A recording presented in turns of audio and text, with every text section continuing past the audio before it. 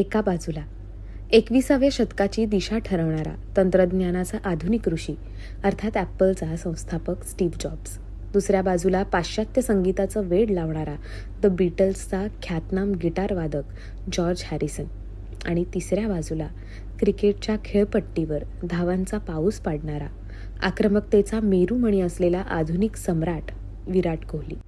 या तीन अत्यंत भिन्न दिशांना आणि भिन्न क्षेत्रात सर्वोच्च शिखरावर असणाऱ्या महामेरूंच्या आयुष्यात कोणता समान धागा असू शकतो? संपत्ती, जागतिक कीर्ती की अफाट यश? नमस्कार, मी अभिवाचक श्वेता म्हस्कर. आपल्याला साहित्य चक्रात 13 ते 19 एप्रिल 2026 मधील महापुरुष घडवणारा साहित्ययोगी परमहंस योगानंदांचे अजेय आणि कालातीत वाङ्मय हा ज्योती घनश्याम यांनी लिहिलेला लेख वाचून दाखवत आहे. आवडल्यास आपल्या संपर्कात सत्यशोधकांना नक्की पाठवा. जगात जेवढी भौगोलिक आणि जैविक विविधता आहे तेवढीच किंबहुना त्याहून अधिक सामाजिक आणि सांस्कृतिक गुंतागुंत आहे. विविध धर्म, जाती, वर्ण, परंपरा आणि भाषांच्या सीमांमध्ये विभागलेल्या या मानवी विश्वात सर्वांची आंतरिक तहान मात्र एकाच सत्याची आहे. आजच्या अत्यंत वेगाने धावणाऱ्या काळात जिथे प्रत्येक क्षण कोणाच्या तरी शक्तिशाली महत्वाकांक्षेचा बळी ठरतो आहे, जिथे माणूस कधी चकचकीत भूलथापांना तर कधी गतानुगतिक अंधानुकरणाला बळी पडत आहे, तिथे स्वतःच्या खऱ्या स्वरूपाची ओळख करून देणाऱ्या एका प्रगल्भ तर्कशुद्ध साहित्याची आत्यंतिक गरज आहे. असे साहित्य जे प्रगतिशील विचारधारांना सामावून घेईल आणि त्याचवेळी मानवी मनाच्या अथांग कोलाहलात एका अढळ शांतीचे आणि सक्षमतेचे बीज पेरेल. हे अचूक संतुलन ज्यांच्या शब्दातून आणि साहित्यातून जगाला गवसले ते जागतिक कीर्तीचे नाव म्हणजे परमहंस योगानंद. स्टीव्ह जॉब्स याच्या अंतिम प्रवासात त्याच्या निरोप समारंभाला उपस्थित असलेल्या जगभरातील दिग्गजांना एक छोटी पेटी भेट देण्यात आली. त्या पेटीत कोणतीही भौतिक संपत्ती नव्हती, तर होता जॉब्सच्या आयुष्यातील सर्वोच्च खजिना. वयाच्या 19व्या वर्षापासून ते मृत्यूपर्यंत दरवर्षी न चुकता वाचले गेलेले आणि त्याच्या वैयक्तिक आयपॅडवर असणारे ते एकमेव पुस्तक. दुसरीकडे 1966 मध्ये पंडित रविशंकर यांच्याकडून जॉर्ज हॅरिसन यांना याच पुस्तकाची एक प्रत मिळाली आणि त्या क्षणाने पाश्चात्य संगीताचे रूपच पालटून टाकले.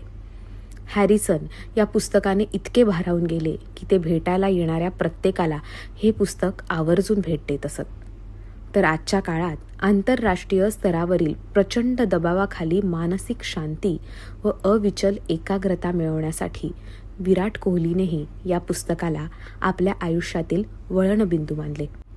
या तिन्ही दिग्गजांना एका सूत्रात बांधणारा तो अजोड ग्रंथ म्हणजे परमहंस योगानंदांचे 1946 साली प्रकाशित झालेले ऑटोबायोग्राफी ऑफ अ योगी कथामृत. महान शास्त्रज्ञ अल्बर्ट आइन्स्टाईन यांनीही योगानंदांच्या योगविज्ञानातील सत्याचा गौरव केला होता.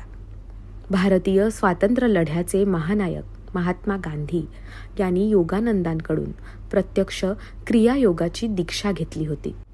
याशिवाय विख्यात वनस्पतीशास्त्रज्ञ ल्युथर बर्बँक आणि महान शिक्षणतज्ञ रवींद्रनाथ टागोर यांसारख्या ऋषितुल्य व्यक्तिमत्वांनी योगानंदांच्या साहित्यातील वैश्विक प्रेमाचा आणि आत्मसाक्षात्काराच्या मार्गाचा आदरपूर्वक स्वीकार केला होता.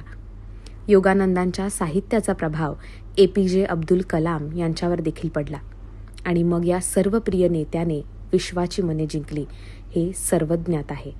या थोर विभूतींच्या जीवनावर योगानंदांच्या तत्वज्ञानाचा असलेला प्रभाव हा त्यांच्या साहित्याच्या कालातीत श्रेष्ठतेचा जिवंत पुरावाच आहे.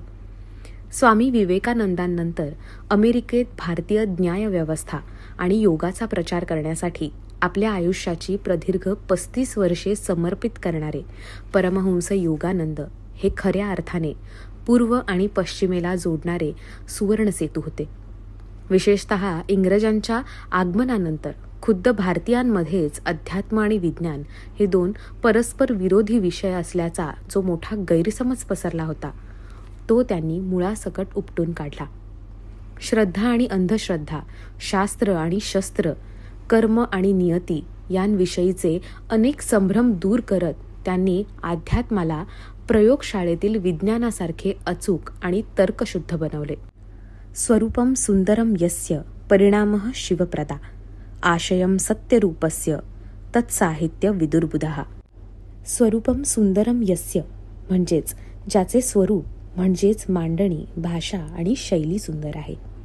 परिणामः शिवप्रदा ज्याचा परिणाम शिवप्रद म्हणजेच कल्याणकारी, मंगलकारी आहे. आशयम सत्यरूपस्य म्हणजे ज्याचा आशय किंवा गाभा सत्य आहे. तत्साहित्य विदुर्बुधः त्यालाच ज्ञानी खरे साहित्य समजतात. या परिभाषेत परमहंस योगानंदांचे साहित्य पुरेपूर उतरते. ते वाचकाला ॲक्टिव्हली काम अँड कामली ॲक्टिव्ह म्हणजेच कर्तव्यरत असतानाही अंतर्यामी निवांत आणि निवांत असतानाही कार्यप्रवण राहायला शिकवते. मॅन्स इटर्नल क्वेस्ट म्हणजेच मानवाचा चिरंतन शोध आणि जर्नी टू सेल्फ रिअलायझेशन यासारखी पुस्तके आपल्याला आपल्या सर्वात जवळच्या सख्याचा, ईश्वराचा नव्याने शोध घ्यायला शिकवतात. दैनंदिन जीवनात जगताना विज्ञान आणि आध्यात्मिक सत्याचा मेळ घालून शिस्तबद्ध साधनेद्वारे स्वतःमधील ईश्वरी अंश कसा अनुभवावा हे तत्वज्ञान ही पुस्तके बुद्धीला पटेल अशा भाषेत समजावून सांगतात. योगानंदांचे साहित्य हे सर्वोच्च आत्मिक अवस्थेत लिहिले गेलेले तत्वज्ञान तर आहेच, शिवाय उत्तम ललित वाङ्मय देखील आहे. त्यांच्यात जितका एक उत्तम मार्गदर्शक दडलेला आहे तितकाच एक अत्यंत हळवा आणि रसाळ कवीही दडलेला आहे. विस्पर्स फ्रॉम इटर्निटी हे त्यांच्या कवितांचे पुस्तक त्यांच्यातील प्रगल्भ काव्य प्रतिभेची आणि ईश्वराविषयीच्या ओढीची साक्ष देते. ज्याला ईश्वर सर्वाधिक प्रिय आहे असा हा योगी उमर खय्यामांच्या रुबायांचा अन्वयार्थ पाश्चात्य समीक्षकांपेक्षा कितीतरी अधिक संवेदनशीलतेने उलगडतो. उमर खय्याम यांच्या रुबायांवर भाष्य करताना योगानंद त्या रचनांशी इतके एकरूप होतात की जणू खुद्द खय्यामच आपल्याला त्यांच्या रचनांचे गूढ आध्यात्मिक रहस्य सांगत आहे असा विलक्षण भास वाचकाला होतो. अत्यंत गुंतागुंतीचे मेटाफिजिकल म्हणजेच अतिभौतिक शास्त्रीय सिद्धांत ते सोप्या उदाहरणांतून आणि खेळवून ठेवणाऱ्या कथांमधून मांडतात. योगानंदांच्या साहित्यात एक अफाट सामर्थ्य दडलेलं आहे. त्यांचा कार्यकाळ पाहता त्यांनी 2 विश्वयुद्धे आणि त्यांचे परिणाम पाहिले आणि अनुभवले आहेत. त्यावेळी झालेल्या त्यांच्या उच्च चेतनेतील विचारमंथनातून जी साहित्यरत्ने जन्माला आली त्यात 2 राष्ट्रांमधील युद्ध थांबवण्याची वैचारिक ताकद तर आहेच, शिवाय वाचकाला त्याच्या आयुष्यातील वैयक्तिक युद्धासाठी खंबीर बनवण्याचे सामर्थ्य देखील आहे. त्यांच्या the second coming of Christ या महाग्रंथात ते येशू ख्रिस्त आणि भारतीय तत्वज्ञान यांच्या शिकवणीतील अद्वैत अत्यंत तर्कशुद्धतेने आणि प्रेमाने दाखवून देतात. हा महायोगी इतर संस्कृतीतील जागृत आत्म्यांविषयी किंचितही द्वेष न बाळगता त्यांना सन्मानाने योगी म्हणतो. जेव्हा जगातील राष्ट्रे हे समजून घेतील आणि सर्व धर्मांचा मूळ गाभा एकच आहे तेव्हा धर्माच्या आणि वर्चस्वाच्या नावावर होणारी युद्धे आपोआप संपुष्टात येतील. त्यांच्या Shri Bhagavad Gita God talks with Arjun या अद्वितीय भाष्यामुळे कुरुक्षेत्राची लढाई ही केवळ एक ऐतिहासिक घटना न राहता ती मानवी अंतर्मनात चालणारे दैवी आणि आसुरी प्रवृत्तींचे नित्य युद्ध बनते. मानवाचे पृथ्वीवरील अस्तित्व आणि त्याचे अंतिम ध्येय विज्ञानाच्या आधारे समजून घेण्यास हा ग्रंथ मदत करतो. परमहंस योगानंदांचे साहित्य हे आधुनिक सेल्फ हेल्प विश्वाचा पाया आहे. आजच्या काळातील अनेक जगप्रसिद्ध पुस्तके ही त्यांच्याच विचारांची परिणिती आहेत हे तुम्हाला त्यांचे साहित्य वाचल्यावर जाणवेलच. योगानंदांच्या लॉ ऑफ सक्सेस म्हणजेच यशाची गुरुकिल्ली या पुस्तकात मांडलेला यशाचा नियम हा केवळ भौतिक प्रगतीचा मार्ग नसून तो मानवी इच्छाशक्ती, दैवी योजना आणि पुरुषार्थ याचा एक अजोड संगम आहे. त्यांच्या मते खरे यश हे केवळ नशिबावर अवलंबून नसून ते आपल्या अंतर्मनातील संकल्प शक्ती आणि एकाग्रतेवर अधिष्ठित असते. योगानंदांनी स्पष्ट केले की जेव्हा माणूस आपल्या मर्यादित अहमला सोडून असीम ईश्वरी शक्तीशी स्वतःला जोडून घेतो तेव्हा त्याच्या विचारांमध्ये एक चुंबकीय आकर्षण निर्माण होते, जे इष्टध्येयांना स्वतःकडे खेचून आणते. विचार हाच कृतीचा जनक आहे हे अधोरेखित करताना ते सांगतात की भीती आणि शंकांचा त्याग करून जर आपण अढळ श्रद्धेने प्रयत्न केले तर विश्वातील चैतन्य शक्ती आपल्याला सहाय्य करण्यास धावून येते.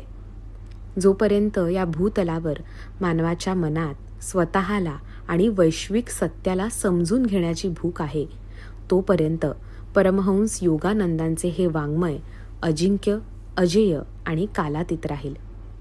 ते केवळ वाचून विसरून जाण्याचे शब्द नाहीत, तर प्रत्यक्ष जगण्यात उतरवण्यासाठी लिहिलेले अनुभूतीचे अमृत आहे. होली सायन्स हा आत्मानुभवाचे विश्व उलगडून दाखवणारा महान ग्रंथ लिहिणारे परमहंस योगानंद यांचे गुरु श्री युक्तेश्वर गिरी यांनी योगानंदांना हंस बनून जगायला शिकवले. येणाऱ्या प्रत्येक प्रसंगातून, आयुष्यातून, घटनांमधून आणि व्यक्तीकडून योग्य, उत्तम आणि सर्वोच्च आणि सर्वजन हिताय ते निवडायला शिकवले. श्री युक्तेश्वर गिरी यांची ही शिकवण योगानंदांच्या साहित्यात झिरपली आहे आणि ती तशीच वाचणाऱ्याच्या अंतरंगात झिरपते.